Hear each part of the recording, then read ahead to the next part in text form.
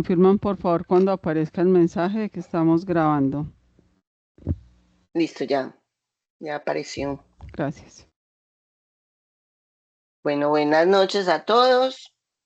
Hoy tenemos nuestra charla en Cátedra Nómada titulada La ingeniería en el cine y la literatura. Un tema bien interesante para todos. Nuestro expositor, Edwin Francisco Montoya Ortiz, también es este semestre, nos está acompañando en el equipo de Cátedra Nómada.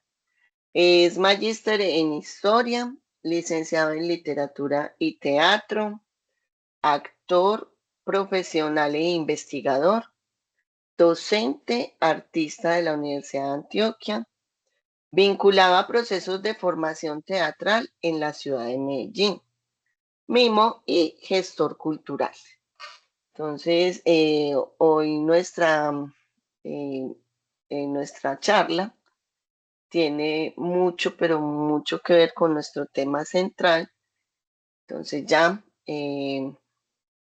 por acá ya tenemos 23, Edwin, entonces yo creo que ya podemos dar comienzo a tu charla y ya ahorita nos vemos con nuestras preguntas. El auditorio es todo tuyo, Edwin. Bueno, muchísimas gracias, Morela, a todo el equipo de Cátedra Nómada, especialmente un saludo a Caterina Puerta que nos acompaña de la Universidad de Antioquia y a todos Mm, y todas el día de hoy. Qué bueno. Eh, este espacio lo he pensado mucho desde el ámbito que gocemos, que nos divirtamos y que se vuelva más un espacio de apreciación cinematográfica, un espacio para motivar a la lectura de obras que tengan que ver con el arte, que tengan que ver con la ingeniería, etcétera, etcétera. Entonces, vamos a comenzar. Eh, esta charla va en la línea que hemos venido trabajando. Voy a citar algunos de los profesores que han pasado por aquí, que he captado, he tomado cosas de ellos para un poco yo también manejarlas o ampliarlas aquí con ustedes. Me disculpo de antemano, estoy pasando por un proceso de gripa tremendo, entonces tengo un poco la voz nasal, tengo la compañía del agua, pero nada nos detendrá el día de hoy. Entonces, comencemos. Vemos ahí una imagen sugestiva, un proyecto ingenieril que está muy de la mano del arte. Ahí podríamos, digamos, distanciar un poco comentarios, unos positivos, otros negativos, pero lo que nos va a interesar es hasta dónde puede llegar el ser humano con el arte, cuando combina el arte y la ingeniería. Este es un proyecto bien grande en Dubái. Aquí tenemos una alusión de tiempos modernos de Charles Chaplin. Elegí esta imagen por una razón fundamental. Es la combinación de un periodo histórico como, como es la entrada de la industrialización, tiene la crítica que manejó Charles Chaplin con la obra, ya esta pertenecía al cine sonoro y dentro de esta que vamos a ver ahorita unos corticos, unas escenas cortas de esta película, está esa relación tan intrínseca entre el hombre y la ingeniería. Pero en esa película, digamos, con el efecto cómico que manejaba Charles Chaplin, lo que hace es hacer una mofa de la entrada de la industrialización. En esta escena en particular, que vamos a ver un poquito más adelante, es la máquina la que se traga al mecánico. En este caso, el jefe de Chaplin se lo traga literal. Entonces, es un poco el trasfondo que hay en tiempos modernos con Charles Chaplin. Aquí nos vamos a enfrentar en este viaje a innovaciones y avances tecnológicos, tanto desde la ingeniería como desde el cine. Traje esta imagen sugestiva, esta imagen de Platón, el mito de la caverna. Lo que hice fue colocar o referenciar desde mi punto de vista estos valores. A un lado tenemos lo que representa el mito de la caverna, es los hombres que están en la parte de abajo, en la caverna, amarrados, mirando hacia un reflejo. Hay otros hombres que tienen unos objetos en la mano representando objetos reales que hay afuera en la realidad, digámoslo.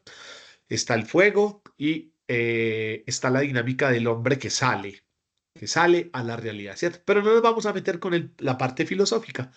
Lo voy a transformar y que me permita a mí llevarlos a ustedes por un mundo mágico de la imaginación. Entonces tenemos ahí en los hombres que están amarrados, vamos a llamarle para este fragmento de hoy de Cátedra Nómada, espectadores, que están viendo un reflejo en la pared, ¿sí? Que es la representación que los otros hombres les quieren entregar. Vemos una fuente de luz, ¿cierto? El fuego. Y esos hombres que sostienen esas imágenes, esas siluetas, le he llamado producción. Y arriba, a los hombres que están en el mundo real, arriba, viendo la realidad del tinajo, del ave y del árbol, le he llamado situación.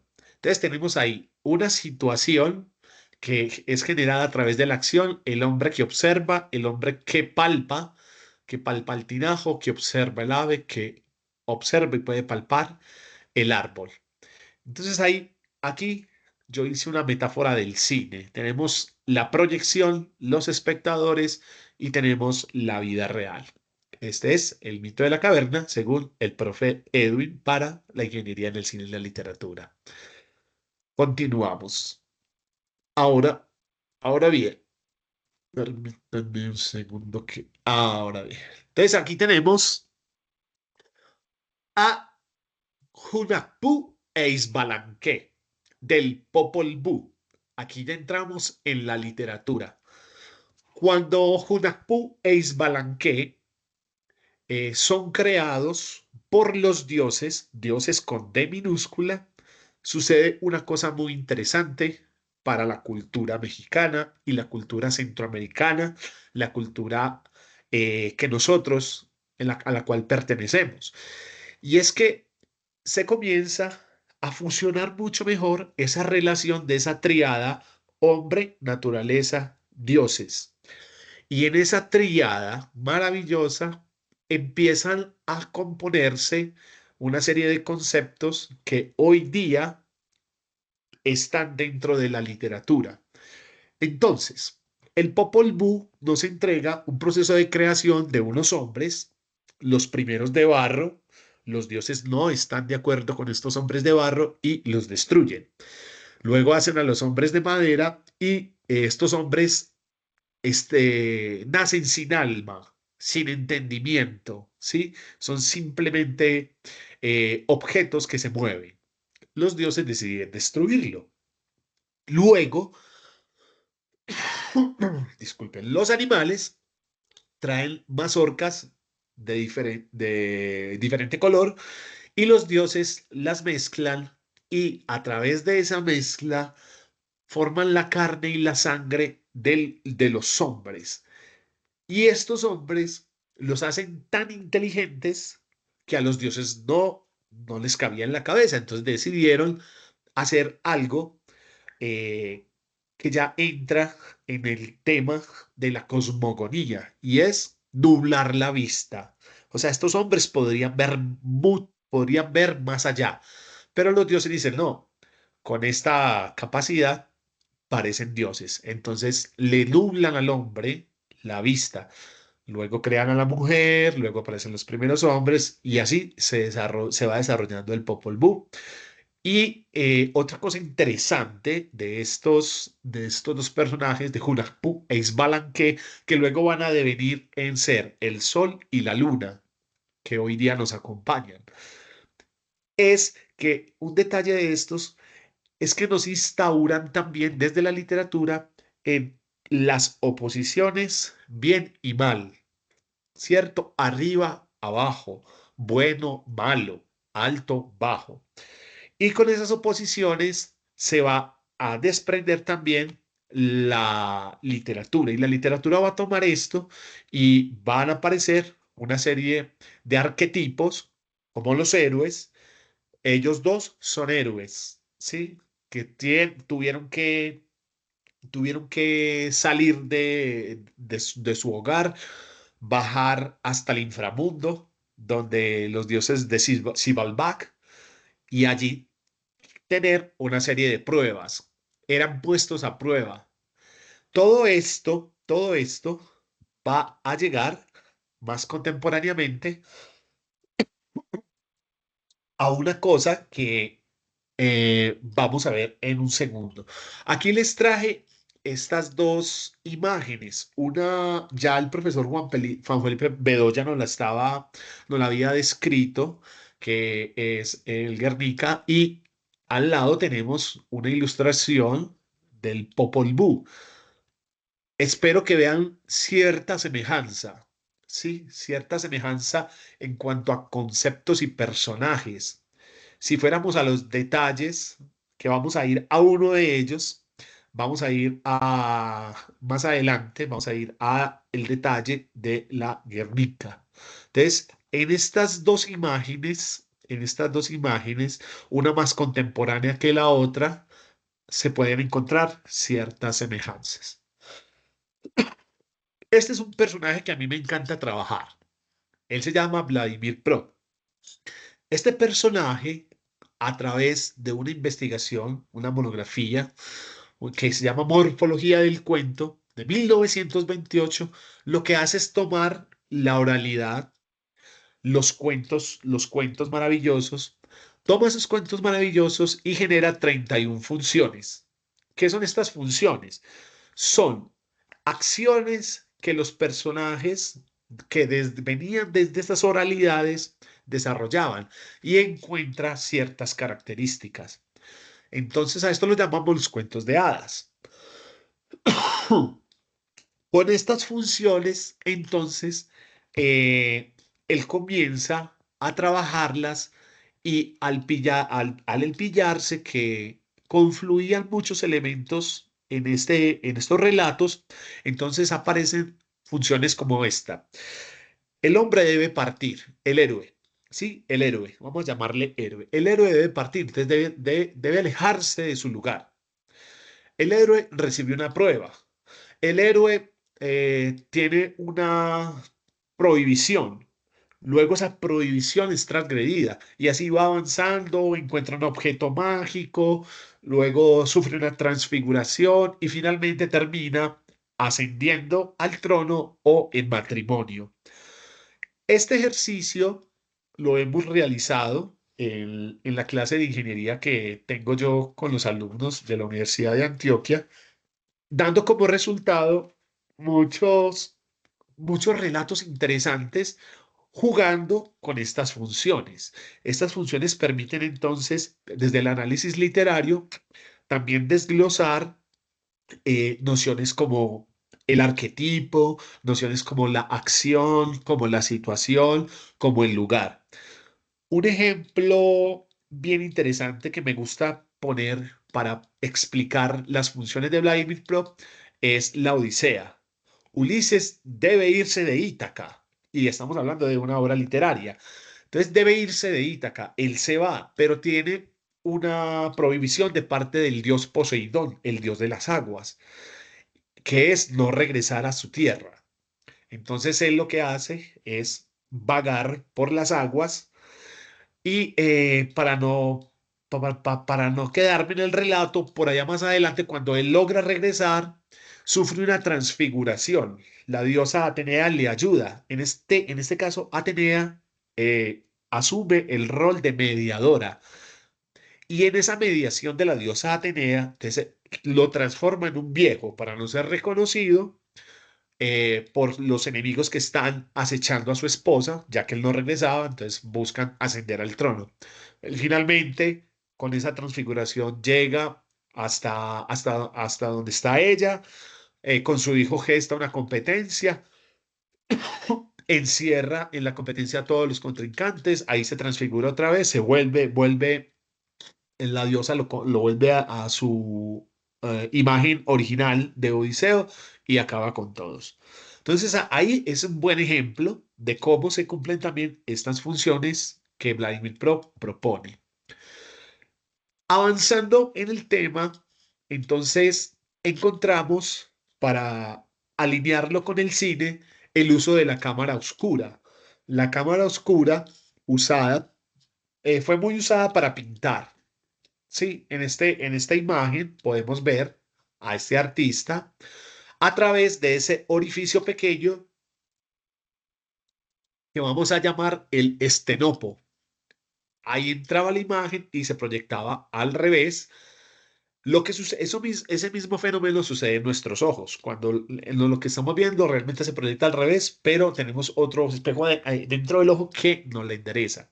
Entonces, el uso de la cámara oscura comienza, es un uso y un descubrimiento que nos va a ir llevando hacia lo que va a ser la cámara de cine.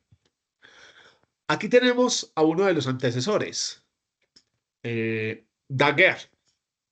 Este hombre, este hombre, a través de ese artefacto que ustedes ven ahí y de la invención, en la búsqueda, todo se desenlaza a partir de la búsqueda de cómo registrar el movimiento. Estos son los primeros inicios de la fotografía. Ahí vemos un artefacto en el cual se proyecta en una especie de espejo y la persona dibuja lo que se está proyectando, que está entrando también por un orificio o estenopo. Entonces Daguerre empieza a utilizar una placa con químicos. Todo el segmento de la fotografía, del desarrollo de la fotografía, estuvo marcado por el uso de químicos. Por ende, eran algunos químicos muy peligrosos. Muchos que experimentaron, perdieron la vida experimentando con esos químicos.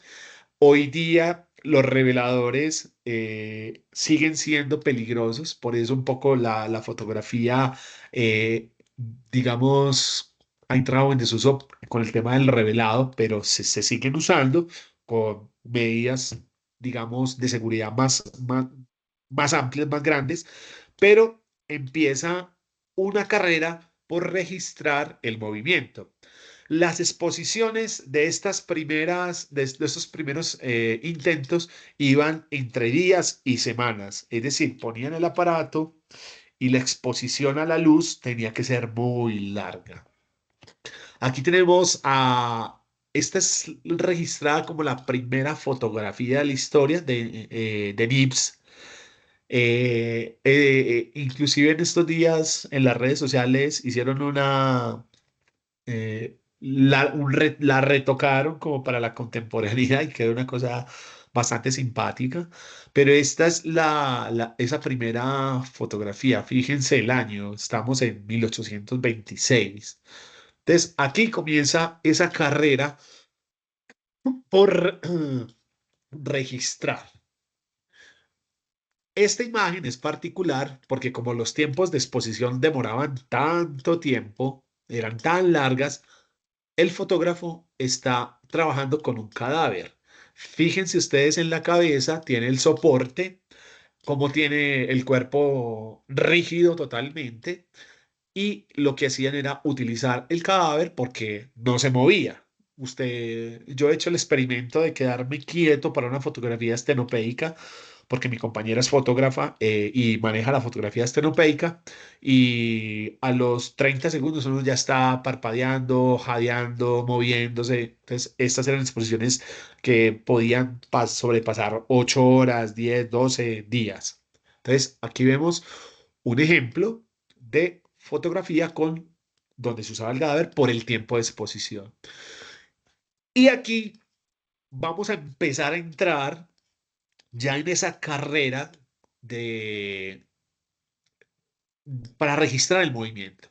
Y aparece entonces Muybridge. Muybridge lo que hace es que inventa un artefacto para resolver una apuesta. Vamos a ver el resultado de esta apuesta. La apuesta era si el caballo en algún momento de su trote tenía las cuatro patas en el aire. Entonces, vamos a ver si lo lograba.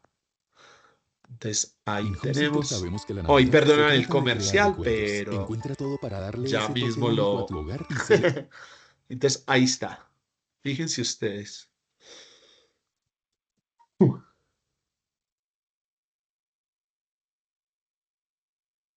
Este es el resultado del artefacto que Muybridge generó. Voy a tratar de. No, vamos a devolverlo un poquitico. Y fíjense ustedes, este es el instante preciso en que el caballo, que se demuestra que el caballo tiene las cuatro patas en el aire. Listo. Déjenme que aquí me embalé fui yo para salir de este. ah, bueno, aquí. Exactamente. Y regresar a la presentación. Entonces ahí tenemos el registro del movimiento. Y entonces, tanto para la literatura como para el cine, aparecen los héroes. Sí, son esos personajes vestidos de una característica específica que a veces son elegidos por la comunidad. Sí, son arquetipos que entran a jugar un papel fundamental. Hoy día, las películas dan fe de que esto sigue vigente, el arquetipo del héroe. Ahí tenemos a un héroe griego, ¿sí? Hércules luchando. Tenemos a Indiana Jones, 1981, y este personaje de Interestelar 2014. Cada uno en una época determinada, pero en el arquetipo del héroe. Ahora bien, la ingeniería y el cine, desde su perspectiva, ahí se va a involucrar entonces los artefactos. La ingeniería va a estar presente en la escena, tanto detrás de ella como enfrente de ella, y inclusive va a ser representada por el cine, ¿sí? Y desde los inventores, ahí tenemos a Edison, Thomas Alva Edison. Vamos a ver uno de tantos artefactos que permitieron el desarrollo de lo que fue la cámara de cine. Este es el praxinoscopio.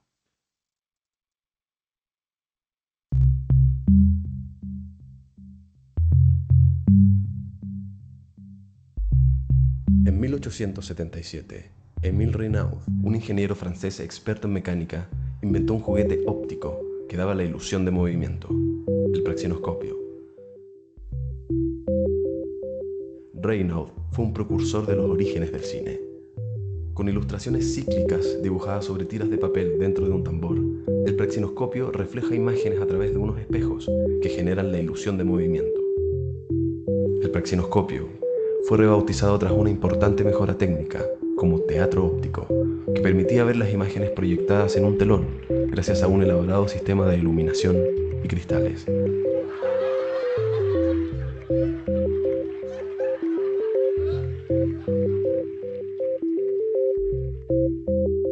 Lentamente, las historietas animadas dejaron de interesar al público.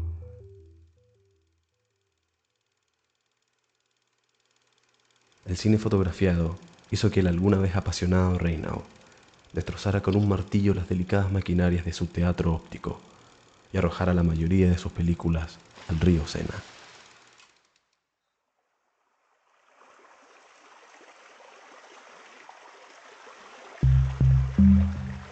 Actualmente, Reynaud es reconocido como el verdadero padre de los dibujos animados y las producciones que dejó siguen cautivando al mundo entero en museos y festivales. Ahí tenemos entonces el praxinoscopio. Este personaje, Thomas Alva Edison, ya pasamos del registro de la fotografía a la búsqueda del movimiento en sí. Y en Estados Unidos, Thomas Alva Edison, que es conocido por la bombilla, se crea esta maquinaria. Aquí solamente una persona podía ver la película, así como está la ilustración nos lo muestra. Era solo para una persona, no lo que sucede hoy, que es para multitudes. Entonces vamos a ver un fragmento de Edison. En Despegar Ay, tenemos hoteles disculpan para los todo tipo de vacas. Y lo pagas en 3 cuotas sin La intereses. vaca. Viajar es emocionante, Ay, pero Dios mío. dejarlos cuesta. Como humanos tenemos Ay, Dios límites, mío. pero existe Hills.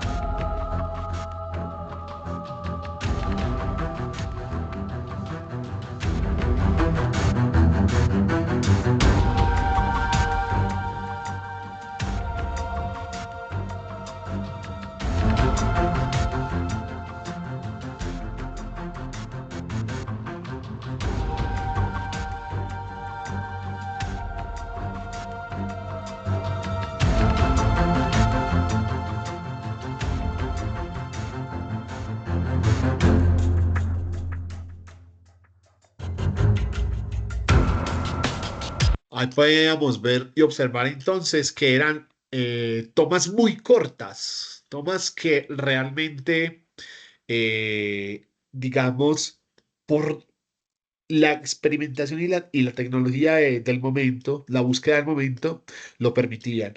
Vale aclarar que esa música está ahí, es la que le ponen en el video, porque hasta el momento no se podía fusionar el sonido en la cinta de la imagen, que fue uno de los grandes problemas.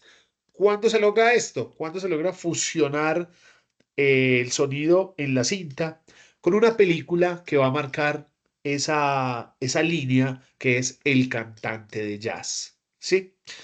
Hasta ahí llega la época del cine mudo. Pero bueno, sigamos con estos personajes. Estos dos señores, estábamos en Estados Unidos, ahora nos vamos a Francia, los hermanos Lumière. Estos dos personajes, digamos que son los que logran entrar a la historia con la cámara, con el kinetoscopio. El kinetoscopio, a través del cinematógrafo, perdón, ellos lo que hacían era registrar cotidianidades, lo vamos a ver enseguida en el video que vamos a ver. No había como una certeza de crear o presentar una situación dramática o cómica. Claro que sí hay momentos cómicos en lo que ellos presentan, ¿cierto? Entonces, los hermanos Lumière van a entrar en la historia y eso se va a conectar con otro personaje que va a ser muy interesante para nosotros en la ingeniería y va a ser Georges Méliès. Pero vamos a ver a los hermanos Lumière.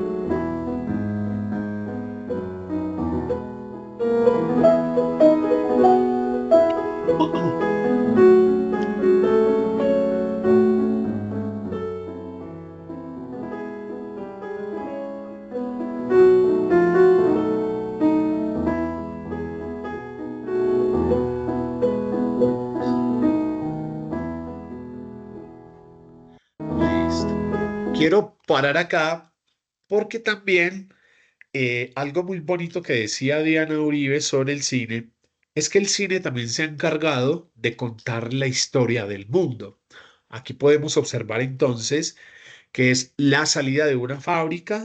Hay una serie de características que nos dan lectura del momento, el tipo de vestuario, el uso de la ropa, los medios de transporte, el uso de los sombreros, los mostachos en los hombres y el papel de la mujer dentro de la industria. Fíjese que salen demasiadas mujeres de allí. Eso es bastante interesante en el sentido también de que podemos hablar aquí, si nos fuéramos a hacer una investigación sobre el género, la mujer ha sido registrada y la mujer tiene un rol muy importante dentro de la industria y dentro de la ingeniería. Ahí vemos entonces que en este fragmento de la salida de la fábrica de los hermanos Lumière podemos hacer una lectura de eso. Ellos aquí, fíjense que tiene la cámara, es un solo cuadro, es un cuadro general, cámara quieta, no hay cambio de planos, no lo permitía. Y la maniobrabilidad de la cámara del cinematógrafo era a través de la mano del quien la manipulaba. En esa manipulación del cinematógrafo hay muchos testimonios de que para mantener la velocidad, porque ustedes ven que a veces es más rápido, porque se aceleraba el camarógrafo, entonces lo que sucedía era que se aprendían canciones y las canciones les daba el time para ellos manipular el artefacto. Esto hace parte de lo que nos presentan los hermanos Lumière. Ellos tienen un fragmento muy bonito que yo lo he traído a colación y lo trabajo mucho en la clase de ingeniería con mis estudiantes, y es este fragmento que ustedes más que nadie sabrán descifrar lo que representa el uso de las herramientas, el rol de este personaje que está de espaldas, de los que están allá manipulando el muro. Entonces vamos a verlo. Este es también de los hermanos Lumière, un registro de los hermanos Lumière. Pero este, este cuadro contiene entonces la salida de la fábrica y otras. Vamos a ver un poco de ellos. Voy a avanzar este. Este es larguito, muy largo. Tenemos entonces este que es bajando del barco. Al final de la toma aparece uno de los hermanos Lumière con el cinematógrafo en el hombro.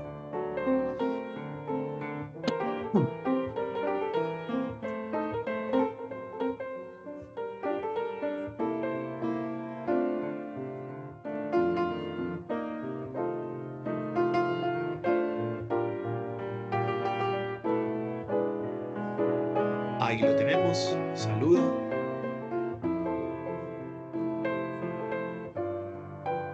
Fíjense que son escenas cotidianas. Cámara fija.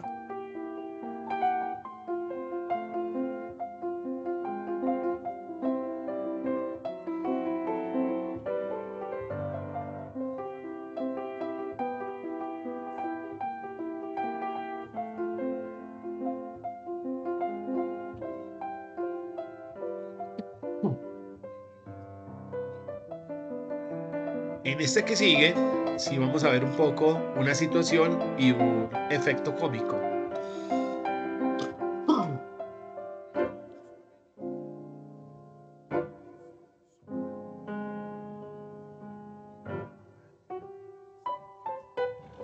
Ese es el clímax del efecto cómico.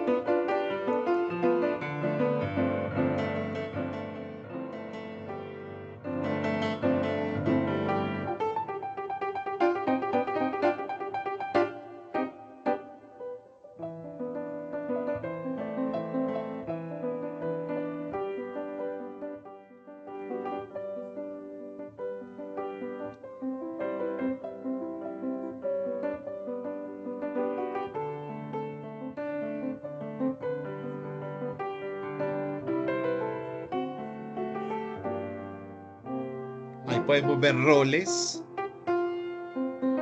el sirviente y una situación, digamos, cotidiana para la época.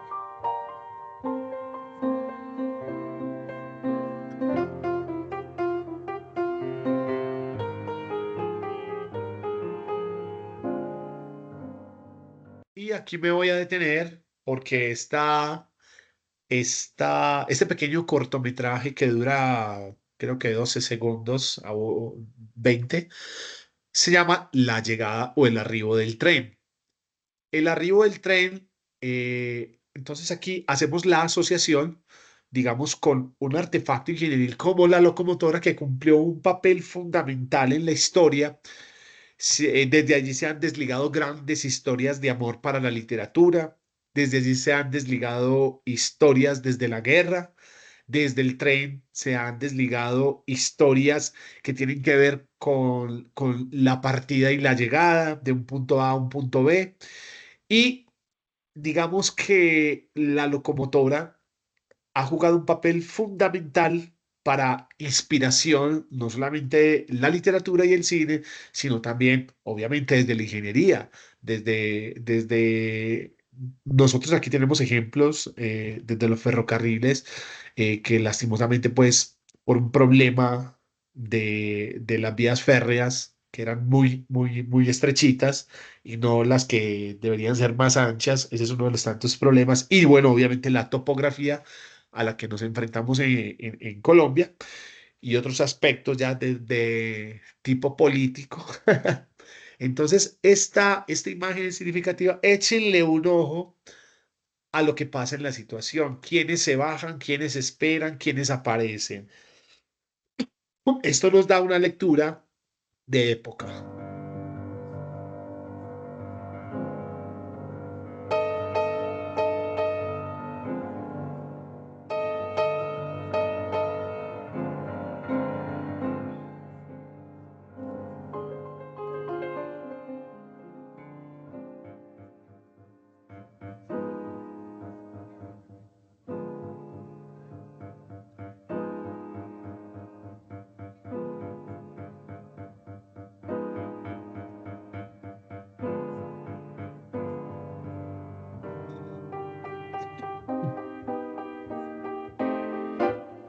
Y aquí tenemos el que les decía.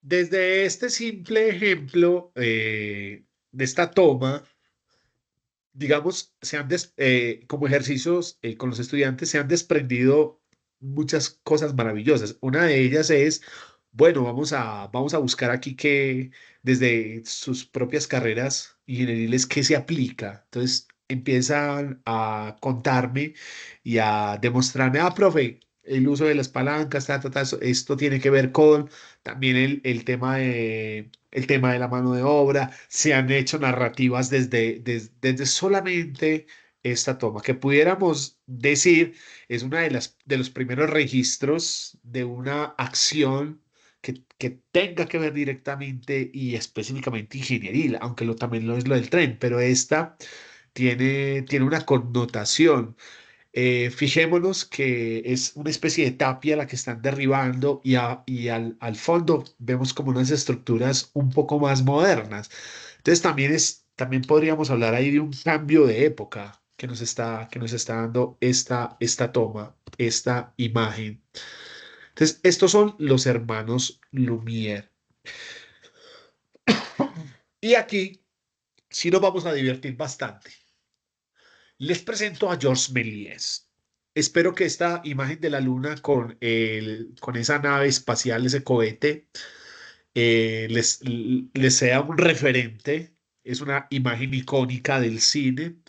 Georges Méliès es llamado el padre de los efectos especiales y yo lo trabajo mucho porque tiene mucha afinidad con el teatro. Fue un hombre de teatro. Él sale del teatro, de la magia y él asiste a una de las proyecciones de los hermanos Lumière. En esa proyección terminada queda fascinado. Un detalle curioso, cuando se presentaba la imagen de la locomotora llegando a la estación, eso asustaba mucho a la gente, porque ver ese aparato que se venía hacia uno, la gente gritaba. Y lo mismo sucedía con ciertas películas de la época. Hay una que se llama El Asalto al Tren. Es una película de Webster y es una película que eh, el final es simplemente una conexión con el espectador. El final es un vaquero que le apunta al público y hace unos disparos. Imagínense ustedes, esos 1900, en los primeros inicios del 1900, que usted vaya a ver una proyección y que alguien con un arma de tal calibre, eso causaba mucha sensación. Entonces, este personaje, Jos Méliès, un hombre de teatro, como ya lo dije, el maestro de los efectos especiales, por error, porque él, en una de las tomas que estaba haciendo él mismo fabricó su propio kinetoscopio porque los hermanos Lumière se niegan a venderle el cinematógrafo, ¿cierto? Entonces él lo que hace él era muy inquieto y lo que hace es que fabrica su propio cinematógrafo y empieza a producir. Es un personaje que también crea un estudio de grabación. Era totalmente cubierto por vidrios para utilizar la luz natural y en ese estudio él realiza un sinfín de películas. Muchas de ellas se perdieron porque entra la Primera Guerra Mundial, él entra en crisis económica y, digamos, mental y empieza a quemar muchas cosas de las que había producido. De tantas que se salvaron, está, digamos, su obra culmen, que es El viaje a la luna, de la imagen que ustedes ven ahí. Una imagen premonitoria, una película premonitoria, futurista para la época, que de manera un poco con efectos cómicos, pues era la mirada de la época de cómo el hombre podría llegar al norte. Vamos a ver a este trabajo de Georges Méliès. Este es El viaje a la luna. Lo era el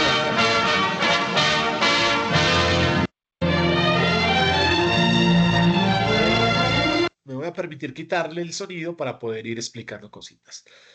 Listo, aquí tenemos a los científicos, a los ingenieros, ¿sí? Aquí nos muestra al rol de los ingenieros que van a entrar en discusión en el cómo se llega a la luna. Ahí en el tablero aquí vemos a alguien que toma la vocería. Insisto, este cortometraje de Méliès tiene una particularidad también y es que aquí le da como el protagonismo a los hombres y las mujeres, digamos que están en unos roles, no las deja, sabiendo que él puso a su señora esposa a actuar en todas. En todas aparecería su esposa. Pero la mujer aquí tenía un rol, digamos, muy de figurante. Miren, ahí está el ingeniero realizando. Luego entra una discusión entre ellos sobre las teorías. Y bueno, ahí se empiezan a arrojar cosas. Más adelante se ponen de acuerdo y lo que va a suceder es que van a ir a preparar el artefacto ya. Entonces aquí se van a preparar el artefacto y miren ustedes esta belleza. Lo que nos muestran aquí es una fábrica. Noten que los decorados son dibujos, ¿cierto? Era una estrategia utilizada por él, traída del teatro. Le ahorraba, le ahorraba locaciones. Entonces aquí lo que hace es poner un telón pintado y sobrepone a los artistas. Ahí en esa caída introduce un efecto cómico, que es básicamente algo que hace, que genera la risa. Ese es el efecto cómico. Más adelante, eso se va a llamar gag, G-A-G, el gag, que lo van a utilizar Buster Keaton, Harold Lloyd, eh, el mismo Chaplin. Aquí está sobreponiendo, miren ustedes entonces que da una noción de industrialización. Ahí está la plataforma de lanzamiento y sobrepone a las casas en este sentido. Luego aquí ya llega la hora del lanzamiento. Aquí nos está mostrando también, nos mostraba Méliès ese momento que es icónico para, miren la preparación de los astronautas. Es simplemente sus ropas cotidianas y se suben para despegar. Es también como lo que para la época determinaban desde su visión para volar. Luego viene el lanzamiento. Aquí está. Mire que aquí las mujeres están en un rol en la milicia, ¿cierto? Los protagonistas van a ser los hombres, casualmente. Y ahí se va el cohete y viene la imagen icónica que veíamos ahorita. Todo esto describe no solamente la ingeniería desde la construcción del artefacto, sí, para cumplir un objetivo, sino de lo que hay en tras escena, la utilización de poleas para las escenografías, la utilización del recurso natural, la luz, para la iluminación. Y aquí viene un momento, ya ellos están allí y empiezan a aparecer, pues aquí hace una sobreposición de la cinta, que también lo descubre a través del error, sobreponer la cinta, y lo que hace es sobreponer la cinta, y más adelante viene el encuentro con los selenitas. Y aquí voy a pausarlo para hacer una explicación. Deme un segundo. Mire lo que hace, instala la sombrilla, ahí lo pausé. Esto mismo que acabo de hacer yo, colocar la pausa, lo descubrió por error Méliès. Entonces él estaba grabando un grupo de personas, eran mujeres y se le pausó la cámara. Cuando la volvió a reactivar, grabó grupo de hombres. Entonces, él se dio cuenta que a través de ese error habían desaparecido las mujeres y habían aparecido los hombres. Y lo que va a hacer con esta sombrilla y con los selenitas que van a aparecer a continuación. Fíjense ustedes, ahí ya lo voy a volver. Uy, fue muy rápido. Entonces, coloca la sombrilla y aparece el hongo. Esos ya son efectos desde la escenografía y ya va a aparecer por allí nuestro personaje. Ahí sale el selenita, el habitante de la luna. Esa es la concepción de cómo se imaginaban la luna, qué había allí, quiénes habían allí. Y fíjense que aquí también va a utilizar la pausa. Ahí se prepara y ¡paf! Cuando iba a dar el golpe, ahí lo pausó. Se retira el actor y luego deja correr otra vez la cámara. Bueno, entonces ahí sigue el viaje, se encuentran, aquí hay un tema ya aquí sí hay un tema de narración. No era como los hermanos Lumière que se interesaban mucho por el registro, solo por el registro. Él ya, como era un hombre de teatro, entonces trae el drama, sí, el drama, la acción.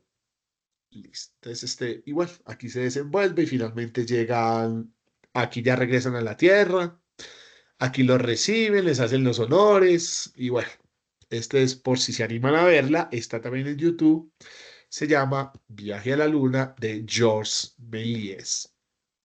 Entonces ahí tenemos a este personaje. Y el mismo Méliès nos va a introducir al género del terror, de las películas de terror.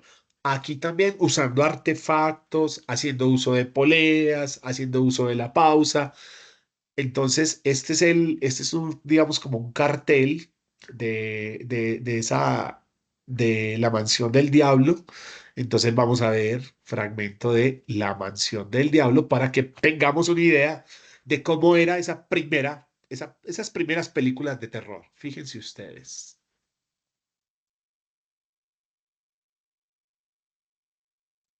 Le voy a dejar el sonido, aunque aclaro, para la época no tenía sonido. Esto es ya cuando lo suben.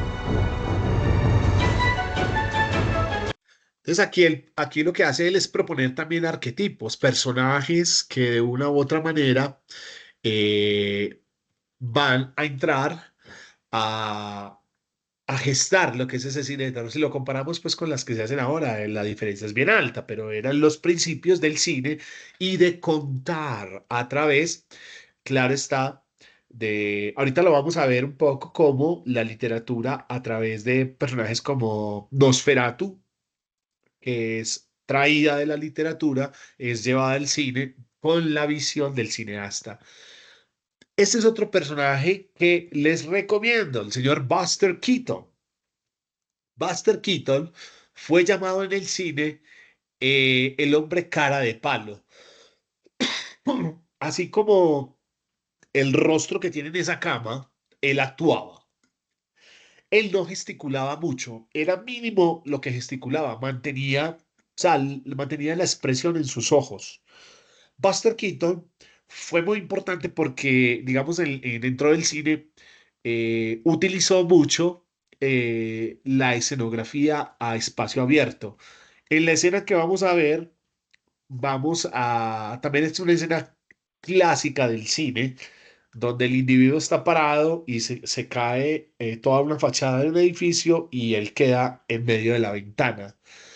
Buster Keaton le va a aportar muchísimas cosas al cine. Él mismo hacía las escenas de peligro. Él no permitía doble, él mismo las ejecutaba porque manejaba muy bien su cuerpo, era supremamente histriónico. Siempre hago este comentario. Si me ponen a escoger entre Chaplin y Buster Keaton, yo me quedo con Keaton. ¿Por qué? Por su manejo corporal. Es extremadamente impresionante. Entonces vamos a ver de él la escena que les digo de la caída de la fachada.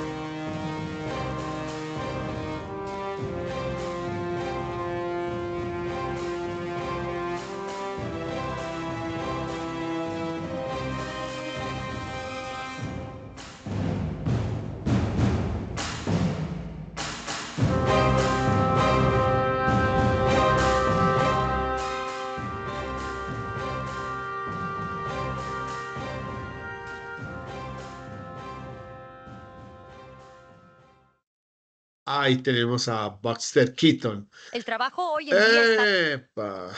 Entonces, este personaje,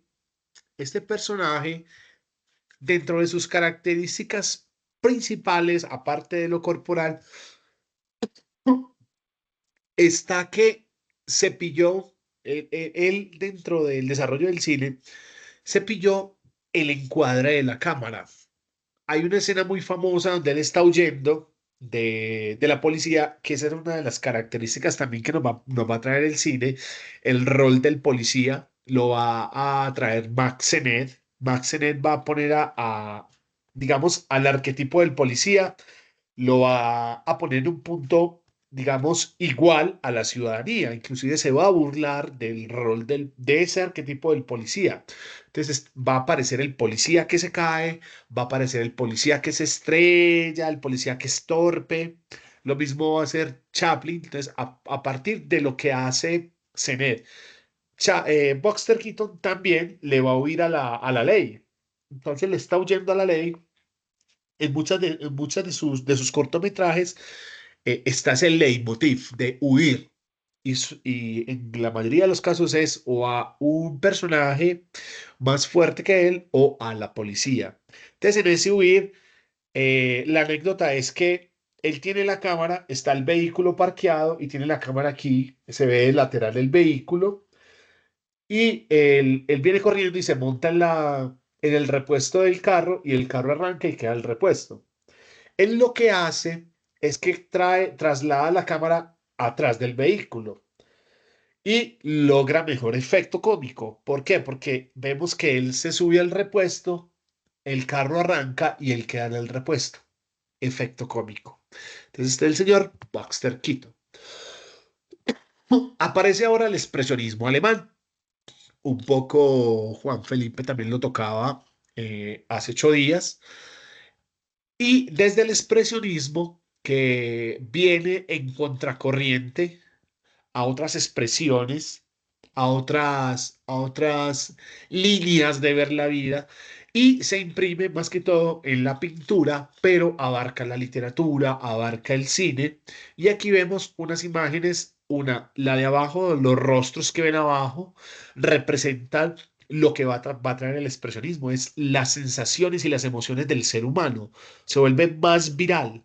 El grito de Munch también hace parte del expresionismo y tenemos ahí a Nosferatu, el primer vampiro, ¿sí? Que es llevado al cine, Nosferatu. Enseguida vamos a ver una parte del expresionismo alemán para que nos hagamos una idea de esta corriente.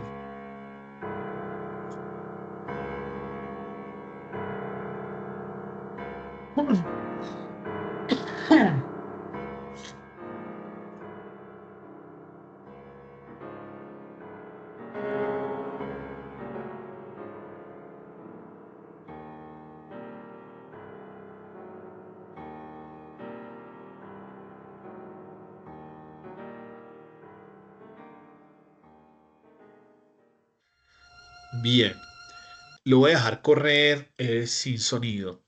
Aquí podemos apreciar a un arquetipo de una película que se llama El gabinete del doctor Caligari. Este personaje es Césare. Césare hace parte de una atracción, de una feria, y Césare ahí nos va a mostrar muchas características de lo que es el expresionismo. Miren que tiene un gesto muy marcado, las ojeras, ¿cierto? Ahí tenemos este anuncio.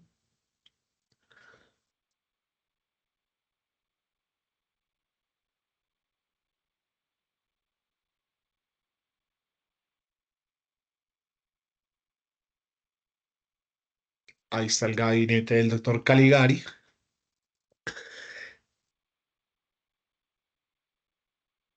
Ese es Caligari, digamos, manipulando a César, que permanece dormido y lo que hace Caligari es despertarle. la trama de la película es bastante significativa, es buena, tiene que ver con asesinatos, tiene trama. Miren cómo rompen con la línea, ¿sí? Y va mucho a lo que expresa el actor, o en este caso, el personaje. Pero mire cómo no hay líneas rectas, la rompe, ¿cierto? Miren estas paredes, miren esa puerta. ¡Pum! Ahí habla del simbolismo en la psicología.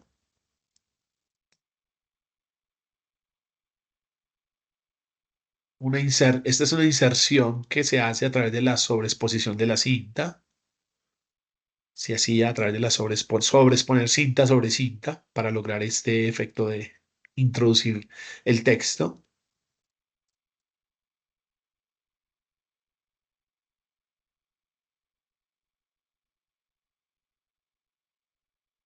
Ahí vamos con el golem.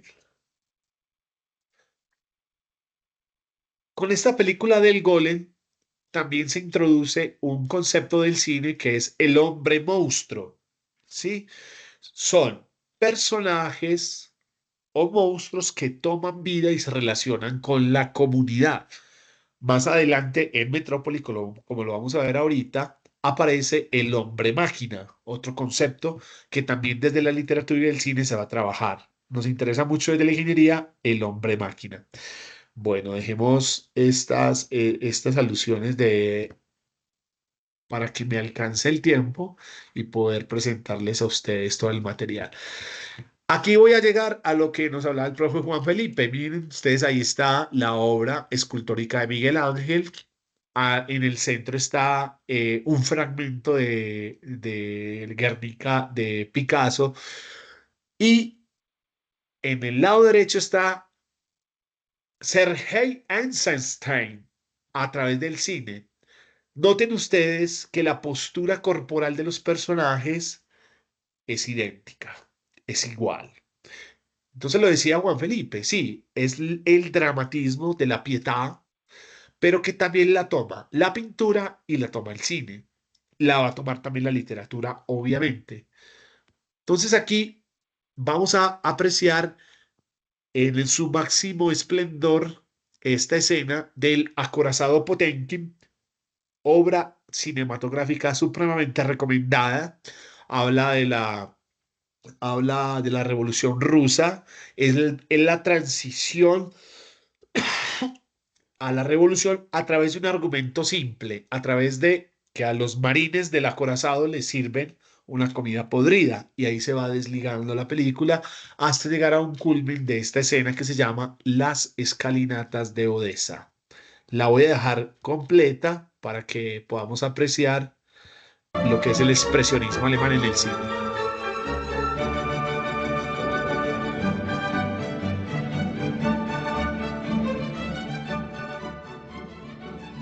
Qué pena interrumpo. Vamos a ver ciertas características. La primera, los rostros, las emociones y los rostros y los gestos de las personas.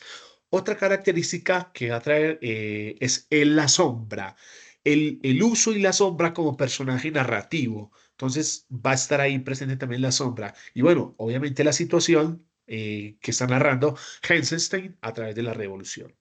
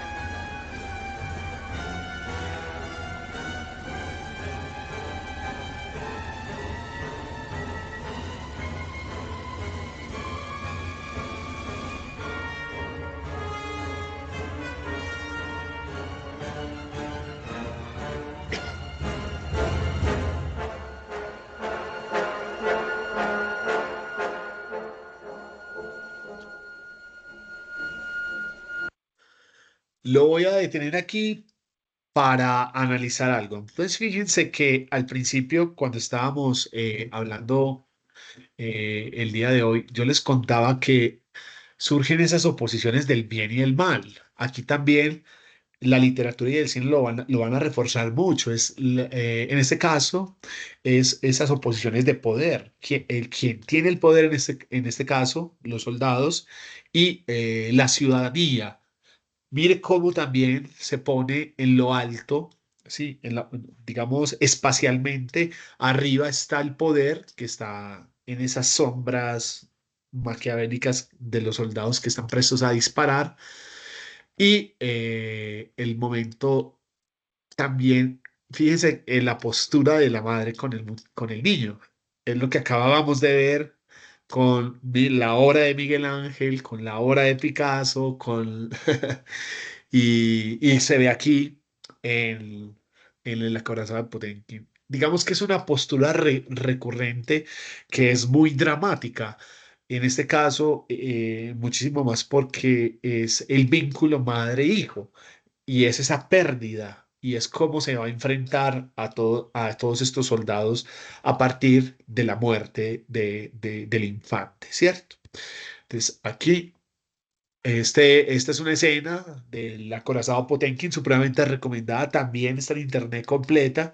Si ustedes sacan más de 3 horitas para verla, pues sería bueno, eso dura, es bastante larguita. Y este señor se dejó influenciar por lo que es el expresionismo alemán. Y de él, a ver si tengo, sí, tengo tiempito, les voy a dejar completo un cortometraje. Entonces lo vamos a ver su influencia en todo lo que él hace, en el Hombres Manos de Tijera, en Beetlejuice, en fin, en toda la producción de Tim Burton. Pero especialmente les quiero compartir un cortometraje animado que se llama Víctor. Entonces, disfrútenselo, que es la influencia del expresionismo.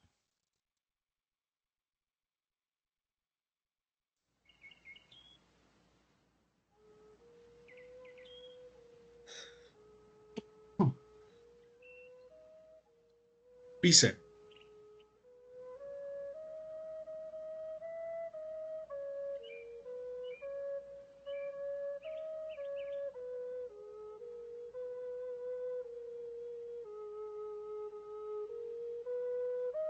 Vincent Malloy tiene 7 años. Es un niño amable pero algo huraño. Es bueno, obediente y muy educado. Pero él quiere ser como Vincent Price, su ídolo soñado.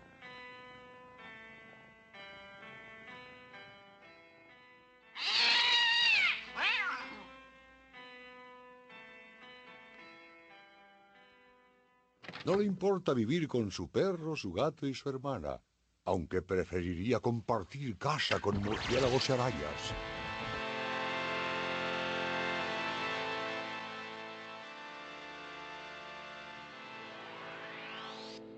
Allí jugaría con los horrores que ha inventado.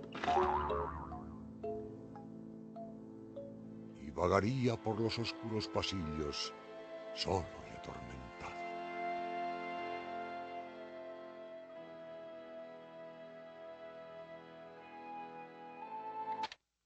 Cuando viene su tía, Vincent parece un cielo. Pero se imagina sumergiéndola en cera hirviendo para su museo.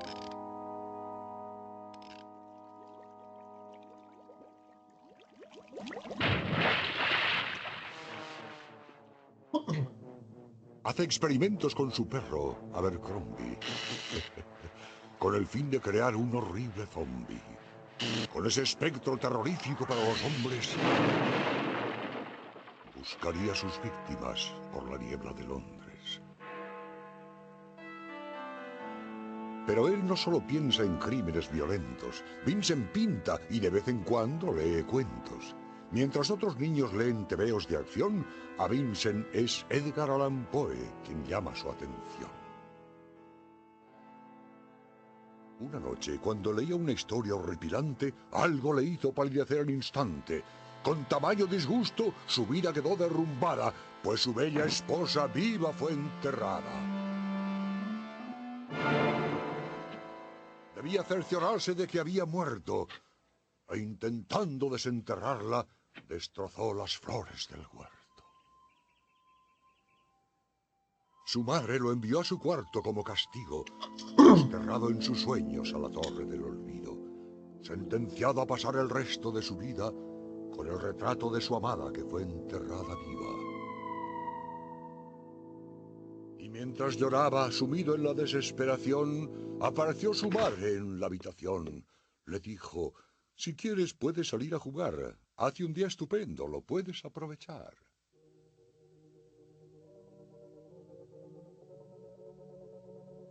Vincent trató de hablar, pero no pudo. Los años de aislamiento lo volvieron casi mudo. Así que cogió su pluma y se puso a escribir: estoy poseído por esta casa, nunca volveré a salir. Su madre le contestó: ni estás poseído ni estás medio muerto. Este juego tuyo es solo un invento. Eres Vincent Malloy, no eres Vincent Price. Y no estás loco ni atormentado, caray. Tienes 7 años y eres mi hijo. Vete a jugar con otros niños. Te lo exijo. Y tras este toque de atención, abandonó la habitación. Pero cuando Vincent trató de sobreponerse, las paredes empezaron a moverse, crujían, temblaban, y su horrible locura la cima alcanzaba. Vio a Abercrombie, su terrible esclavo, y su mujer lo llamaba desde el otro lado. De la tumba nacían sus ecos, y de las paredes surgían manos de esqueletos. Todas las desgracias que sus sueños atormentaban entraron en su vida mientras él gritaba. Trató de escapar, de huir del horror, pero su mustio cuerpo se derrumbó por el dolor. Y débilmente, casi sin voz, recitó el cuervo de Edgar Allan Poe. Y mi alma, de esa sombra que allí flota fantasmal, no se alzará nunca más. Ahí está, el nunca más de la obra de Edgar Allan Poe. Entonces, este personaje se dejó influenciar. Y bueno, voy a avanzar rápidamente con Tiempos Modernos de Charles Chaplin. Y voy a dar el lujo de quitarle el sonido para explicar unas cositas. Esta obra que les hablaba al principio, vamos entonces a trabajarla desde el punto de vista de la industrialización. Aquí llega una nueva medida, una propuesta de unos ingenieros para minimizar el tiempo de descanso de los trabajadores y que en el tiempo de descanso, mientras comen, ellos puedan consumir sus alimentos. Entonces, vamos a ver esta escena.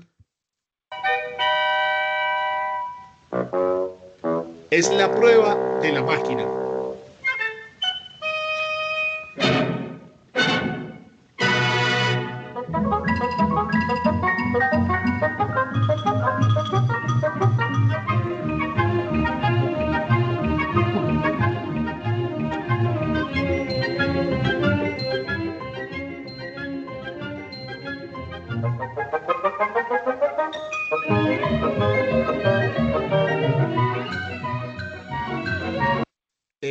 Por tiempo voy a ir adelantando la cosita, entonces el ingeniero le va explicando qué va a pasar y empiezan a operar la máquina luego empieza a perder el control. Los ingenieros no saben qué hacer y empiezan a supuestamente, miren cómo pierde el control la máquina y el afectado es el pobre trabajador. Finalmente, el empresario, el dueño de la fábrica, lo que hace es que les dice, no me sirve. Y esta innovación de la época no sirvió.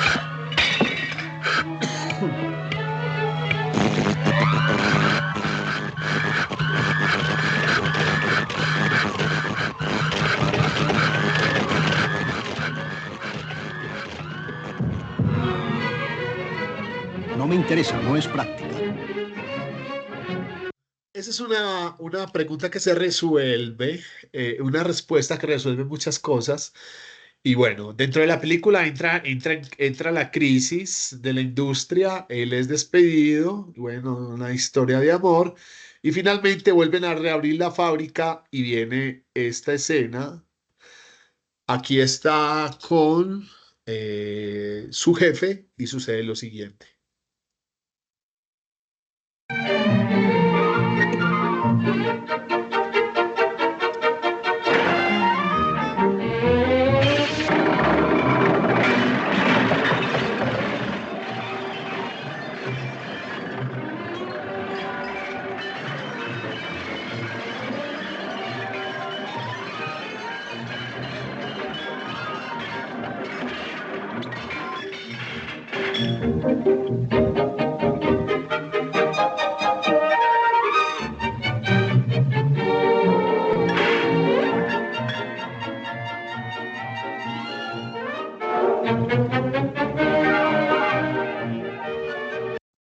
En el cine de Charles Chaplin siempre se va a basar por el gag. Entonces suceden accidentes. Digamos, un efecto cómico va a llevar al otro, como en este caso. Él se sienta y este queda atrapado dentro de la máquina. Fíjense que no es llevado a la tragedia, porque si lo lleva a la tragedia, digamos, se perdería un personaje. Él lleva al delirio a los personajes. En este caso, está atrapado, tiene que buscar la solución, tratando de buscar la solución, y miren lo que va a suceder. Aguántala.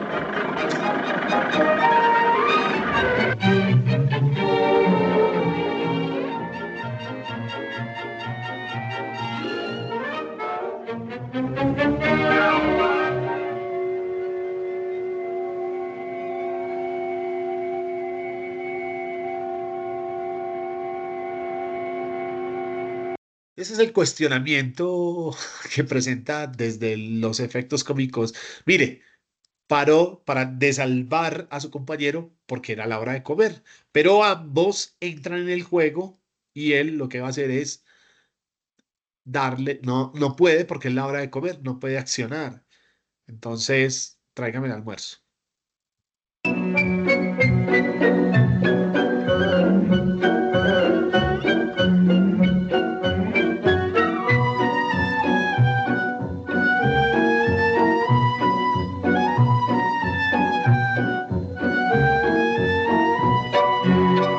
Y bueno, ahí sucede una serie de situaciones o efectos cómicos que los invito también a que se vean la película.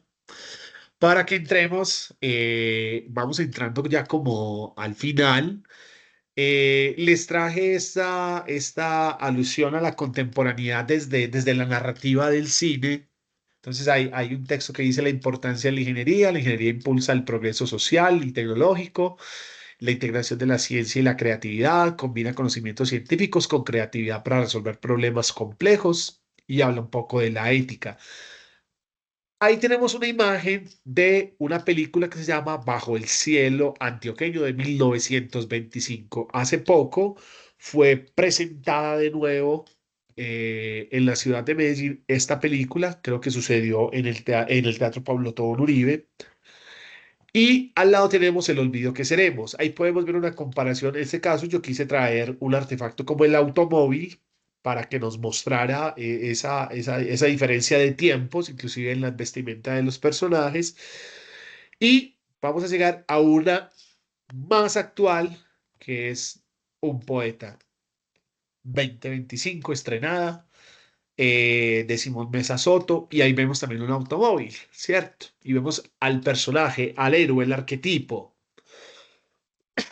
Y llegamos, miren ustedes esta imagen tan preciosa de esa hoja que contiene una industria encima, tiene que ver con el ambiente, y al lado está Friesland con Metrópoli. Aquí vamos a entrar entonces a la alusión de lo que es El hombre máquina.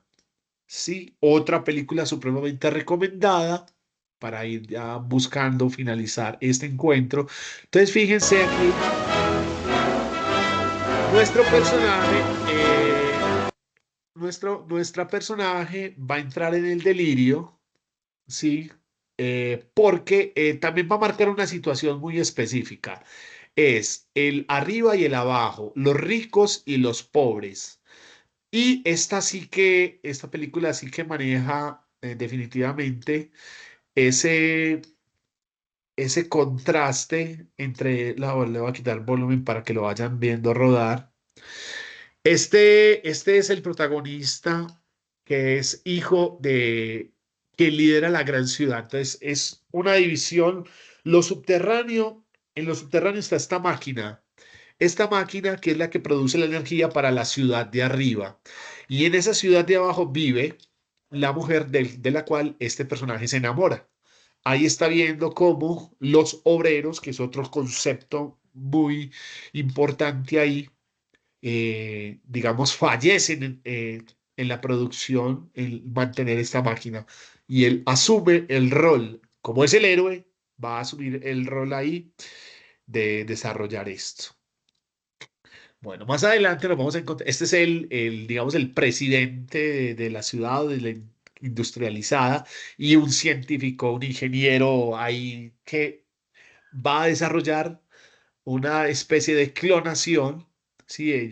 Secuestran a María, la protagonista de la cual está enamorada el muchacho, y él lo que va a hacer es clonarla porque a través de esa clonación necesitan incitar a los obreros que viven en la parte subterránea para hacerlos sublevar, ¿sí? Y digamos, de alguna manera, acabar con ellos. Entonces, este es el robot. Este es el robot y luego lo que va a hacer el científico es hacer la clonación. Eh, espera un momento que creo que me pasé de la clonación. No, sí, me pasé. Entonces, lo que hace es crearla. A ver, que es que estoy buscando la escena que la tenía por aquí escrita y perdí el papelito, pero entonces lo que hacemos, bueno, listo. Entonces, no, básicamente él lo que hace es clonarla y ese es el resultado y crean a una María, a un doble del personaje y la envían a la ciudad subterránea donde está esa gran máquina que quiero mostrarles, la máquina que alimentan. Es básicamente esta gran máquina. Miren ustedes.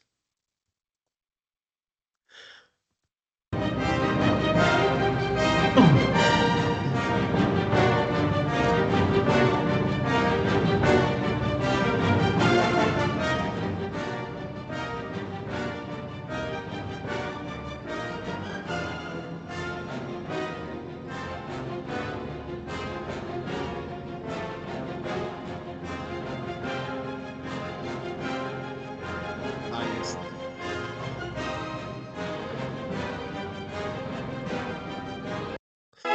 Y esta es la escena de la clonación y pasamos a la siguiente diapositiva.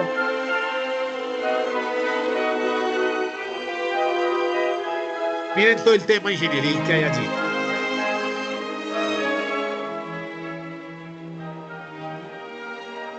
Para esta película también se usaron muchas maquetas.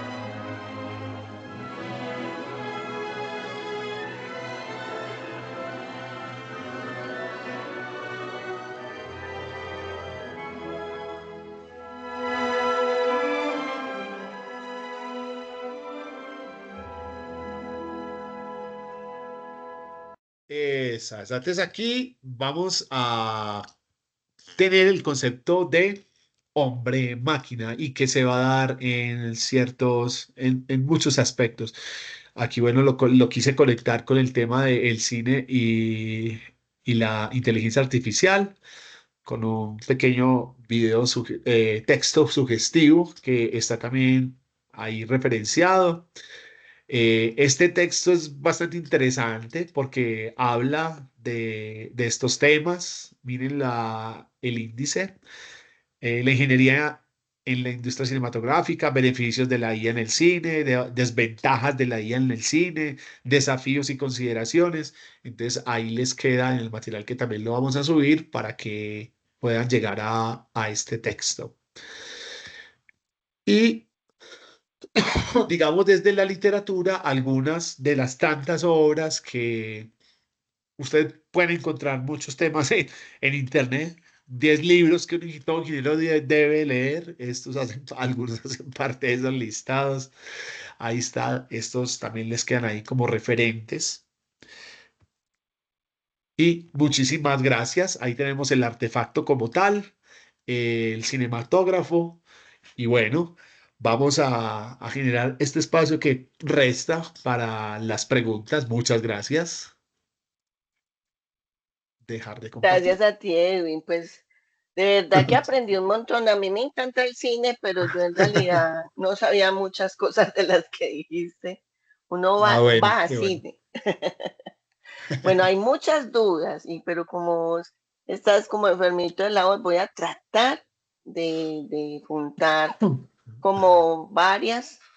Entonces empecemos con esta de Juan Guillermo. Dice que existe mucho parecido en las cosmogonías universales, dioses, hacedores, héroes, infiernos, con los que muestra el origen del universo. Y así se ve en el Popol Vuh. Es como si el origen de la literatura, en su forma oral y luego escrita, tuvieran una estructura preestablecida en el ser humano. ¿Es lógico afirmar esto o son simples parecidos? No, es muy lógico, inclusive porque en ese afán de nosotros pasar la información de generación en generación, lo trabajo yo en el curso es cuáles son esas grandes necesidades del ser humano, la reproducción, la alimentación, y en eso aparece entonces esa afiliación con esto. Lo vemos también en los mitos fundacionales de ciudades como Perú y México. En ambas se concuerda en que el águila, al tomar la serpiente y donde se pose, ahí se funda la ciudad. Entonces, también hay ciertas coincidencias en estos mitos fundacionales. Entonces, sí, sí la hay. Y la literatura va a ser la que va a venir digamos, de donde se va a desprender y podemos sacar esas cosas. Lo mismo decíamos cuando hablamos de Vladimir Pro. Él lo que hace es recoger estas oralidades y se empieza a dar cuenta, ves que esto es parecido aquí, esto también se da en esa cultura. Y él toma diferentes culturas. Entonces, ahí sí. Perfecto, esta también está un poquito diferente, dice. Normalmente los héroes antiguamente eran los que triunfaban, pero con el pasar del tiempo las cosas cambiaron. En algunas películas el héroe tuvo un final trágico e inesperado. ¿A qué se debe este tipo de cambio dentro de la industria cinematográfica? De Ah, John Sosa de Salazar. mucho. Se ve mucho porque a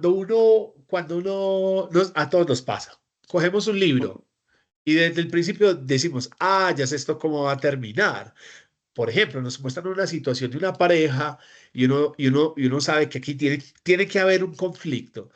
Entonces somos llevados por el conflicto, que es básicamente un objetivo que no puedo cumplir. Entonces me ponen un conflicto y no se puede llegar a un buen fin.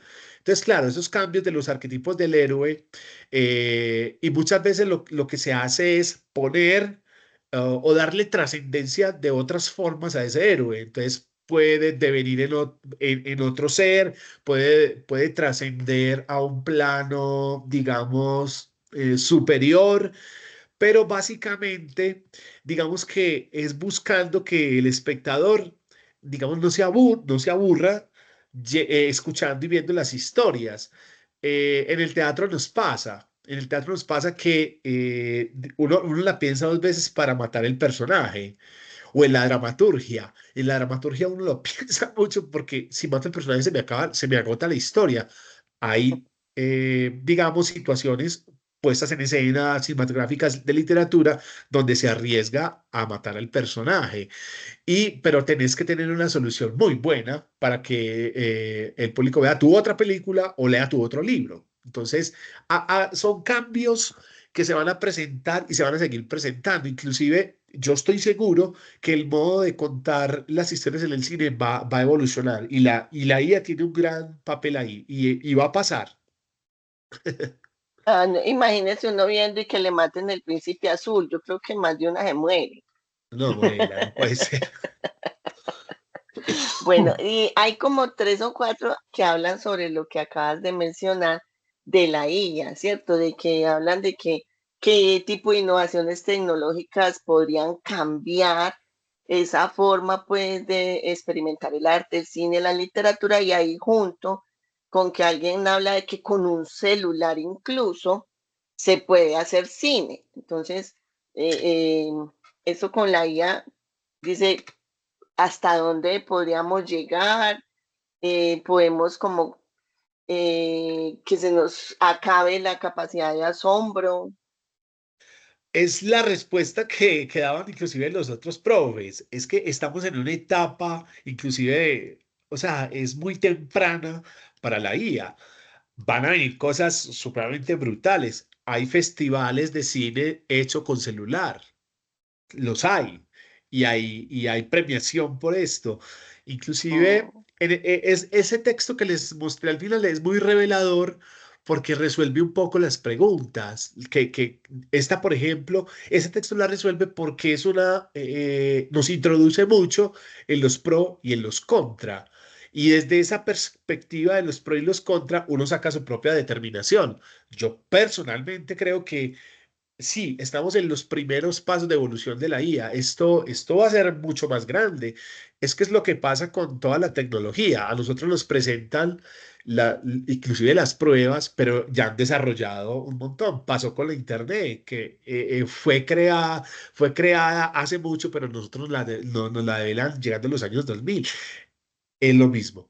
Pero ese texto recomendadísimo. súper, dice Agam. Darío Montoya del ITM pregunta. Dice, buenas noches. A menudo hablamos de cómo la ingeniería da forma a la ficción. Pero Edwin, ¿has encontrado en tu trayectoria profesional un puente en la dirección opuesta? Es decir, ¿alguna vez un concepto o una obra de ficción le ha inspirado una solución novedosa o un nuevo enfoque para un problema en el mundo real? Total, total. Inclusive a mí, en la escena, se lo voy a, va a parecer muy banal, pero resuelve esa pregunta. Sí, resulta y sucede que yo veo en el año 2018 más o menos, viene un artista europeo con un espectáculo de mimo y tenía un micrófono de alta tecnología. Lo último que había salido en micrófonos de diadema y el espectáculo lo hacía él, pero el 50% lo hacía el ingeniero de sonido. Y esa era la concepción del espectáculo. Entonces estamos hablando ahí de el uso de la tecnología. El actor emitía un sonido onomatopéyico que iba a la cabina de sonido y era el ingeniero de sonido el que lo trataba. Y al salir salía otra cosa suprema. No salía la cosa que había salido de la voz del actor, salía una cosa ya tratada por la tecnología. Entonces, ahí para mí fue un ejemplo. Entonces yo dije, yo quiero hacer eso en la vida. Lo que hago más adelante es decir, no, voy a hacer lo contrario. Voy a partir de ese ejemplo, entonces me gesto un espectáculo donde yo hago toda la banda sonora a través del silbido. Entonces, genero todos los efectos, puertas que se abren, ejemplo. Entonces el personaje va, llega a la puerta, digita la clave.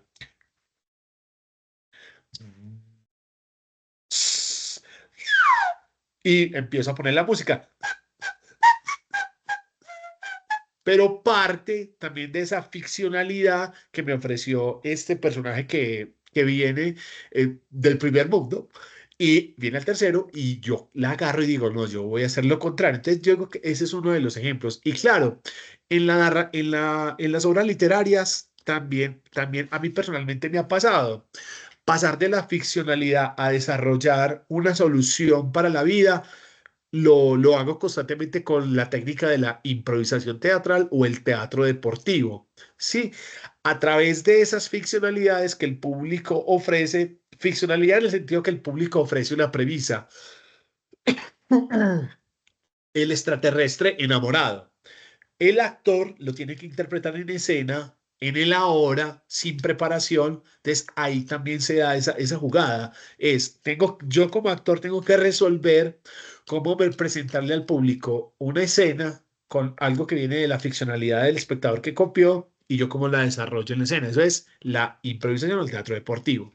Entonces por ahí va también. Perfecto. Peter, Peter Von Henry dice, en las películas de los hermanos Lumière podemos evidenciar muy fácilmente el clima humorístico o efecto cómico.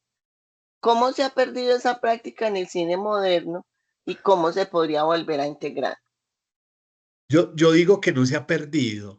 Lo que pasa es que hemos perdido la capacidad de reír. Claro, vivimos en un mundo, estamos en guerras y hemos perdido ese tema. Yo les voy a recomendar no sé si se vieron La vida es bella.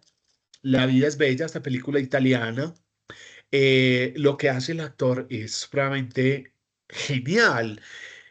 Es poner el humor, el efecto cómico en un tema tan trascendental como son los campos de concentración y cómo él se tiene que convertir en un payaso para el niño para poder sobrevivir y le crea toda una atmósfera de un juego. Entonces el niño le pregunta a esos hombres por qué están armados. No, es que es un juego. No, es un juego y lo vamos a ganar.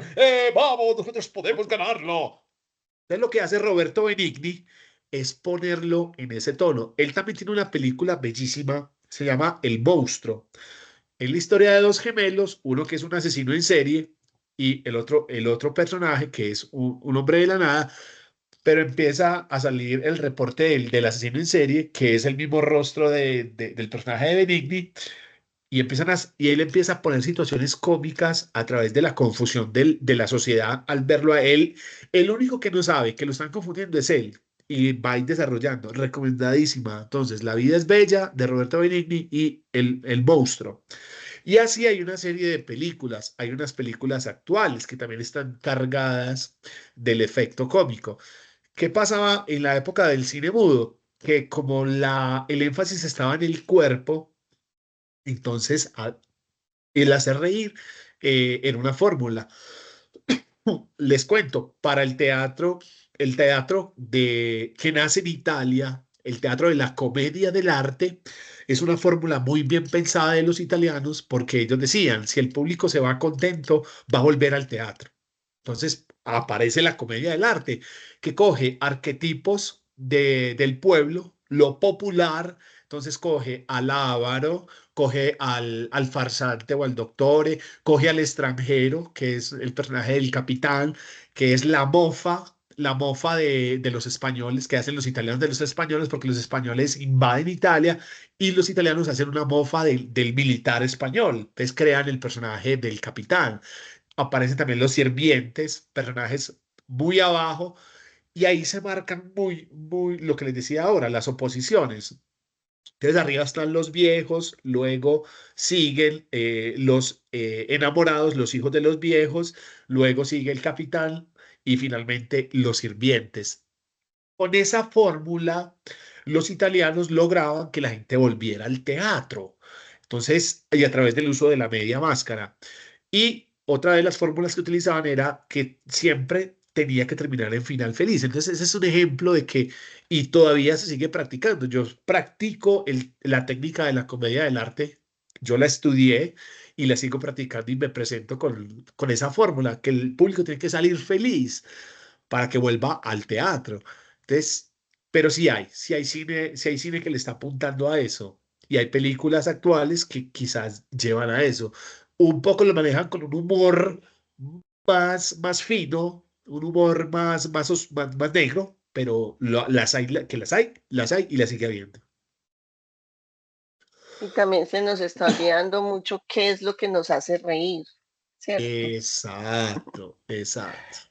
Dice Juan Camilo Sepúlveda, dice, el arte y arquitectura asiática, a mi parecer, creo que, creo que el de muchos muestra un nivel de sofisticación sorprendente. La época en la que empezó a surgir, qué factores o fenómenos propios de la ingeniería explican que estas culturas alcanzan tal avance artístico mucho antes que otras regiones del mundo. Total. Ellos van años luz de nosotros. Nos entregaron la pólvora y ahí se desligaron un montón de cosas, ¿cierto? Y yo me referencio mucho del teatro porque lo manejo y también un poco del cine. Y es que ellos, por ejemplo, los orientales, con el tema de la ficción, lo que hacen es que toman esos relatos tradicionales y los llevan a la literatura. Entonces, existe el ninja. Existe el personaje que camina sobre los techos, en la punta de los árboles. eh, y todos estos fenómenos lo que van a llevar es a que ellos tuvieron que, ellos digamos, evolucionaron un poco más temprano el tema ingeniería, el tema de la narrativa, de allá vienen muchos técnicas literarias como el haiku, por ejemplo. Si analizamos el haiku, que es un escrito corto en 3 versos, cuando el haiku se lee en japonés, por ejemplo, tiene mucha relación con el cambio de las estaciones, pero si lo trasladamos a nuestras lenguas, no funciona. Entonces, pero bueno, igual hacemos haikus, pero esa relación con la naturaleza de la cual yo hablaba al principio, hombre, Dios, naturaleza, se mantiene y se viene y se viene y se viene para acá. Entonces, claro, van años luz porque, digamos, se han madurado mucho más los conceptos. Si tú, vamos a ver una artista de ese lado, como a Kurosawa, cuando yo empecé a ver las películas de Kurosawa, a mí se me rompió el coco. El tema del simbolismo lo manejan muy bien. El tema de la tradición lo maneja muy bien. Y en el teatro ni hablar. Ellos a través de técnicas como el teatro del no, pues nos entregaron a nosotros una fórmula también. O sea, cómo por miles de años se sostiene que en un escenario, por un lado entran los dioses y pues se pueden mover los muertos y por ahí no puede pasar un actor o una situación que no sea de ese estadio. Y eso se sigue sosteniendo. Las músicas, los instrumentos, nosotros ya nos... Claro, ellos también se han dejado contaminar de la evolución de la tecnología. Hace poco vi en internet que tienen una obra de ese teatro que les hablo del no, que es de hace miles de años y está hecha por robots. Entonces, ¿hasta dónde vamos a llegar? Sí. Y esta también me parece que es diferente a las otras, dice. Manuel Adrián Rivera dice, viendo cómo avanza el cine con la IA y tecnologías modernas, ¿crees que en algún momento utilicemos personajes del cine antiguo para películas modernas con IA? ¿Eso sería ético, utilizar una imagen sin un consentimiento o podrá ser bueno utilizarlos en conmemoración o algo así? Ah, bueno, igual recordemos que con el tema de derechos de autor, cuando pasan una serie de años, ya esas imágenes, eso entra a ser parte de uso de la humanidad. Entonces yo creo de que sí, sí pública. es posible, ¿cierto?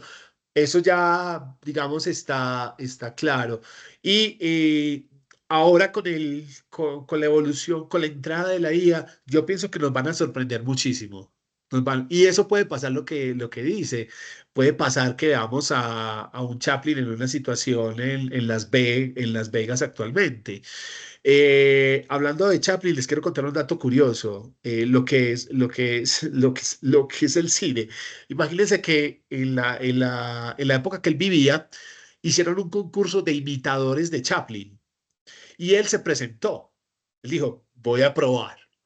El propio Chaplin se presentó a un concurso de imitadores de Chaplin y quedó de tercero.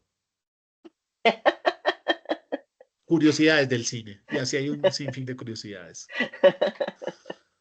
Bueno, y ya pues como para terminar, Edwin, pues hay algunas preguntas pues que ya tú las has respondido con las otras. Entonces, como alguna reflexión, porque el miedo se ve latente en las preguntas de que perdamos la capacidad de asombro, de que el arte ya la inteligencia le gane. Entonces es como una reflexión sobre eso. A ver, lo voy a decir desde el arte, desde el arte. Nosotros en el gremio teatral, digamos, estamos firmemente convencidos de que no hay como, por eso existe el teatro, porque es un acto efímero. Vos no vas a ver la misma obra si vas y la ves en una temporada el viernes y vas el sábado. El sábado va a ser totalmente diferente. Pueden suceder mil Mm. cosas. Entonces, en ese sentido, yo confío y confiamos en el teatro que ese convivio, que así se llama, ese convivio con el público, es el que va a permear, va a permanecer. Esa es la magia del teatro, es el ahora. El teatro te instala en el ahora. Cuando tú vas a teatro, lo que se le pide al público es desconéctese del artefacto, del teléfono y disfrute una hora de realidad que puede ser ficcionada, claro está, por el tema de la obra, pero disfrute de este espacio. Entonces, el solo hecho de tú apagar tu dispositivo te pone en el ahora y te invita a viajar en esas atmósferas que proponen los personajes, las situaciones, los conflictos puestas en escenas donde la ingeniería está presente a través de las luces, del sonido, de las escenografías. Yo cierta vez estaba viendo una obra teatral de Romeo y Julieta, una obra que es clásica, y yo no me di cuenta en qué segundo me cambiaron el escenario porque yo estaba mi ojo estaba en los actores. Entonces ellos aprovechan ese foco y me giraron la escenografía y pasamos de la habitación al balcón. ¿Cuándo pasó esto? Asombro, capacidad de asombro. Entonces, yo confío en que sí.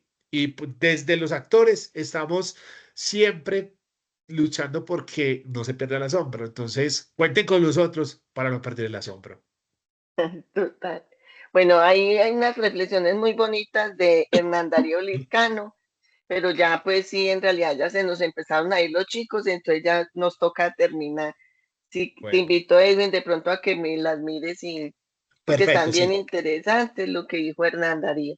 Bueno, muchas gracias, de verdad que aprendimos mucho y también nos divertimos mucho con esas películas que nos mostraste. A ustedes, muchas gracias. Gracias, que estén muy bien. María, ya podemos terminar por ahora. Ah, bueno, les comento Perfecto. que en 8 días no tenemos encuentro pues de charla, sino que es evento evaluativo o taller y ya nos vemos en 15 días con ética, estética y sostenibilidad. Que estén muy bien. Chao. Feliz noche, gracias. Feliz noche.